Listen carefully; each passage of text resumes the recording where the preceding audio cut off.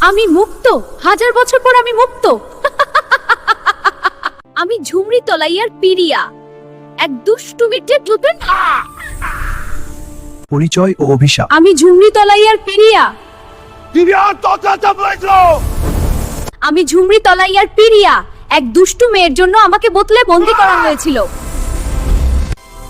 তুমি আমাকে মুক্ত করেছ, বলো। এমন কিছু দাও যাতে টাকা তুললেও শেষ না হয়। ওহো, আমার তো লাইফ সেট। এই বোতল কখনো খালি হবে না। জাদু যদি লাগে ভাইরাল হতে, সজীব ডিজিটাল আছে তোমার সাথে। এই বোতলটা যদি আমরা পেতাম। চল ছিনিয়ে নেই।